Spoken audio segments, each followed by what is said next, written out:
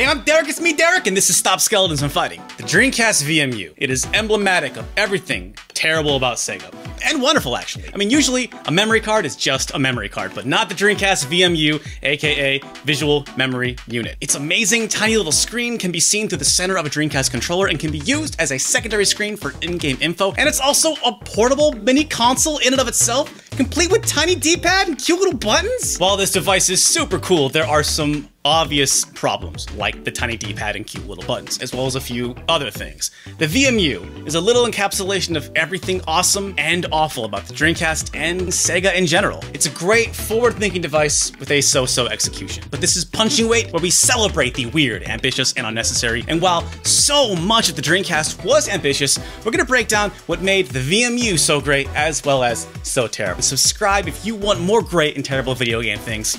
All right, let's go. Alright, let's get into what this quirky device has to offer. And it did a lot of different things when plugged into the Dreamcast. Now, most games, to be fair, just showed off logos, like if you somehow forgot what game you were playing. Yep. Still Illbleed. But the VMU screen does allow for some decent details, so the logos at least look really nice. Well, at least some do. Way to do the bare minimum evolution. But other games spiced it up with cool animations, like Blue Stinger and Soul Calibur, which showed off your character. And look at little chibi Ivy swinging her little chibi heart out. Other times, the VMU screen had an actual purpose for gameplay. This little cutie in Guts' Rage keeps track of your kill count. The Dreamcast ports of Resident Evil 2 and Dino Crisis both show off your health and ammo status on the VMU, which honestly may make them better than the PlayStation versions. Or worse, depending on how you do survival horror. The VMU's speaker is how you find weapon upgrades for a character in Skies of Arcadia, and my boy Seaman's animations let you know if Seaman understood you or not. I love you. You can go away. There are so many awesome things you can do with just the VMU screen, but this is Stop Skeletons and Fighting. You know it gets dumber than that. This is a fully functioning screen here. What about games where you can play the whole dang thing just on the VMU? That's right, I'm throwing all my TVs out the window because I'm living my best life on this approximately 1-inch screen, the best way to play video games. You can do it too. Silent Scope, a port of Konami's Sniper Sharpshooter arcade game, has a scope view that lets you precision shoot your enemies on the VMU screen in real time. And get this, with the controller in port 1 and the mouse in port 2, you can play with just a mouse and the VMU. Oh, right there. Oh, I see. Oh, he's ducking. Bam! Yes! Amazing. Now, is this a good way to play Silent Scope in the Dreamcast? Absolutely not, but you can do it, which is good enough for me. And next, we have another Punching Weight Hall of Famer, Virtua Tennis. Beyond being compatible with the fishing rod / motion controller, Virtua Tennis also shows off full wireframe animations of your tennis match in real time, meaning you can absolutely play this game by just staring at the VMU. TVs are lame anyway. Unfortunately, you won't be able to combo this with the Dreamcast fishing rod's motion controls, but if you've got a buddy that's as crazy as you, one player could use the fishing rod and the TV, while the other uses just the controller and the VMU, aka the ultimate way to play. But out of all these features, the one thing that got me the most excited was the VMU's status as a mini portable console. In this regard, it's still basically one of a kind. I mean, with the exception of the Pocket Station, which only came out in Japan, and kinda the GBA link cable, which we've already pretty extensively covered on this channel. So let's get into the VMU stuff that you can interact with independent from your Dreamcast. As a portable device separate from the Dreamcast, the most common uses of the VMU were minigames, most of which were Tamagotchi ripoffs. Tamagotchi was in the blood of the VMU. The first VMU, which is actually this green guy here, even had a little Tamagotchi Godzilla game on it. Let's take a second to appreciate how weird that is. This is a Japanese-only VMU, but it's for the American Godzilla movie. You know, the best one, right? This thing is an oddity unto itself, but this little green guy was just the warm-up to the main course, which was Sonic Adventure's Chao Adventure. Sonic Adventure is maybe the most famous Dreamcast game and was the system's best seller. It was Sega's answer to Mario 64. Well, actually, Nights into Dreams on the Saturn was Sonic Team's big foray into the third dimension, but don't tell me you weren't blown away the first time you saw that whale crashing through the pier. Alright, this is a little embarrassing. I was 15 at the time, and I actually didn't think graphics could get any better than this. This is it! We've arrived! It's the peak of gaming! It doesn't get any better than this! It's Sonic Adventure, now available at KB Toys! It's really an iconic moment for the Dreamcast, even if the game as a whole doesn't really hold up that well. But we are here to talk about my favorite additions to the Sonic-averse, the Chao. Chao are a fun diversion from the main campaign and are yours to grow, level up, and play with. But without bringing them into the real world on your VMU, you're not really getting the full experience. Chao Adventure is a minigame for the VMU that is literally a little adventure for your Chao. You can watch your little buddy explore the world over various terrain, get special fruits, and even boost its stats. Your Chao can't age or die while inside your VMU, which means you'll be able to level them up more than what is possible in the main game. You can even connect your Chao VMU with the friends to battle, or get your Chaos to do the nasty. I mean, hey, what's an adventure without a little romance? Your Chao even sends you messages every hour or so. It's cute! I remember being so jealous of my friends who would bring their Chao to school or level them up on the bus. So, why didn't I take a Chao to school with me? Well, this brings us to one of the big problems with the VMU, its batteries. The VMU requires 2 CR2032 batteries to maintain minigames, and it's always on real-time clock. These batteries are more expensive and tougher to find than something like a AAA battery, and on top of that, the clock in particular means that the VMU eats batteries like no one's business. How many batteries have we bought for this video yet? Like 10? And without working batteries, you are subjected to this angelic chorus every time you plug it into your system. Stop beeping. Luckily, it doesn't need batteries for in-game stuff like saves or mid-game animations. After the Dreamcast, Sega retired from console production, but Chao Adventure found a new home on the GameCube and GBA. Well, sort of. With the GameCube GBA link cable, you could transfer your Chao over into the Game Boy Advance's Chao Garden. It has some quality of life improvements over Chao Adventure, but overall, the GBA Chao features are less robust with only one minigame per version depending on the main Sonic game. The VMU, in contrast, is more of an overall bonding experience with your Chao, even if it's less interactive. Honestly, I'd rather go on a VMU adventure instead. Sonic is Sega's flagship series. It's no surprise it went all in on the VMU, but another huge game for the system was, of course, Shenmue. Well, Yu Suzuki presents... Loading? Shenmue.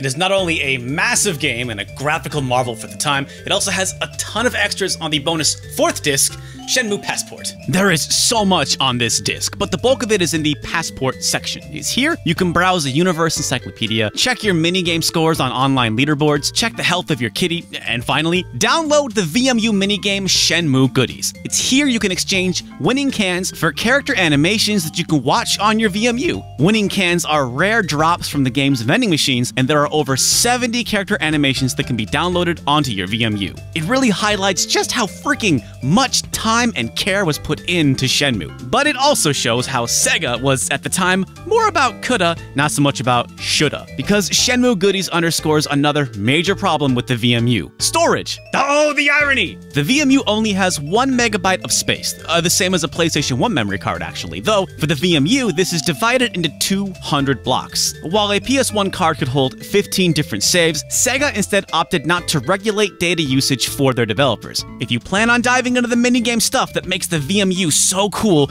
you're gonna run out of storage really fast, like in Shenmue for example. To use Shenmue Goodies, you first need Shenmue campaign data, which is a whopping 80 blocks. Then, to download the actual Shenmue Goodies minigame is another 50 blocks, a total of 130 blocks, or 65% of the dang VMU. And then, each animation is another 2 blocks. Yes, the animations themselves take up data, and yes, that means that at most you can only access less than half of the total animations on a single VMU. If you are not interested in these extras, the VMU is fine just for save data. For years, I only had one VMU and never ran into any problems. And it might also be possible to download Shenmue Goodies onto a separate VMU, you know, since the Dreamcast controllers have 2 slots. I'm actually not sure because to access any part of the Shenmue Passport section, you must have your Dreamcast connected to the internet. And hey, guess what? Them servers ain't been up for a minute. So I wasn't actually able to personally test any of this. However, it turns out that a lot of the Passport stuff is still on the disc, and hardworking Shenmue superfans have found a way to access it all without an internet connection. I got links and more info in the description below if you want to know more.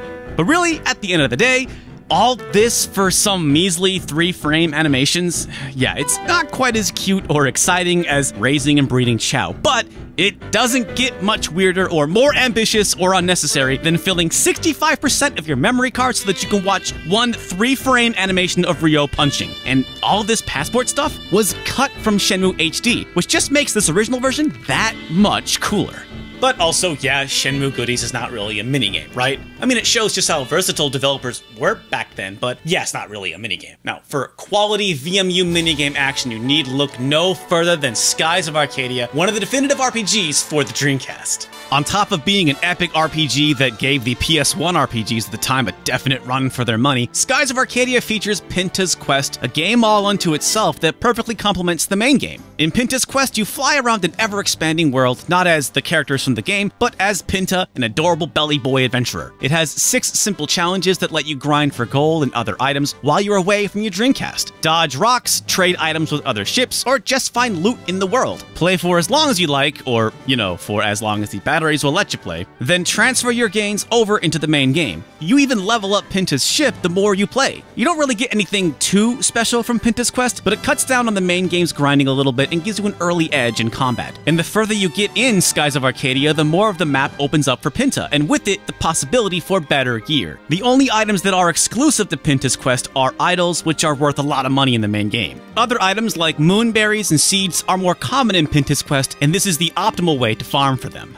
Pinta's Quest is not unlockable from the start of the game, though it doesn't take too long to get it. You can talk to Pinta on Sailor's Island to unlock the game from the menu, or don't. It's a totally optional part of Skies of Arcadia, and it takes up a whopping 83 blocks, which, along with the 27 blocks for a game save, is over half of a VMU. But don't worry, there's still space for an Illbleed save. Just like Sonic Adventure, Skies of Arcadia got a GameCube port, Skies of Arcadia Legends. However, it does not have any GBA link cable support, meaning that Pinta's Quest is entirely missing from this version. I mean, Pinta's still in the game, with the exact same dialogue, but instead of introducing the minigame, he just rambles on about adventure and then is like, alright, bye! Pinta, you deserve better! It's not all bad, though. Other VMU features like the Cham Finder's VMU beeps are replaced with controller vibration, which works well enough. And the idols are now tied to the new Moonfish and Wanted Battle side quests, so you can still get them in-game. Still, I miss my little belly boy adventures, though. There is a ton of other VMU minigames, another standout being Sega GT's take on the Tamagotchi, but with cars! Pocket GT Racer actually has a lot more depth than you'd expect, with you raising a racer and grinding gold to put back into the main game. While I remember Metropolis Street Racer being the better racing game, it didn't have none of this cool VMU extra stuff, so point for Sega GT. Some other games don't even bother with the Tamagotchi stuff and just give you extra bonus games, like 2 Capcom Fighters, Power Stone, and Techromancer. Techromancer! They both have 3 simple games each, but Falcon and Ayami's VMU games and Power Stone actually unlock extra content, the sound test and art gallery respectively. Not to be outdone, Techromancer has maybe my favorite minigame of them all, Love and Punches! It's the game where you punch all the girls and kiss all the Junpeis. Now how's that for romance?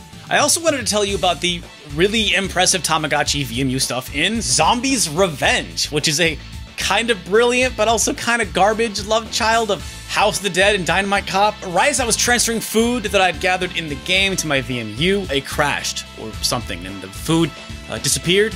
This actually happens twice. I don't know why. Here's another problem with the VMUs.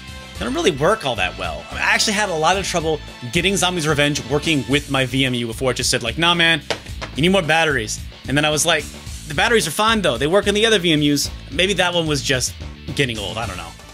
But if you want to ditch the physical hardware and all its issues, I've got news for you. VMU emulation is alive and well, so you can actually test out most of these games for yourself if you know where to look. And also, there's a VMU homebrew community. Yes, really, and it's awesome. Check out this massive and terribly slow Pac-Man port by Tyra. There's also many different animations, my favorite of which being this interactive FPS animation by Lauren Peace. Man, what if someone could get Doom on a VMU? And also, I gotta give a shout out to Guacasaurus Mex, aka 8-Bit Interactive, for making this incredible looking port of Pokemon Go for the VMU, though they never released it.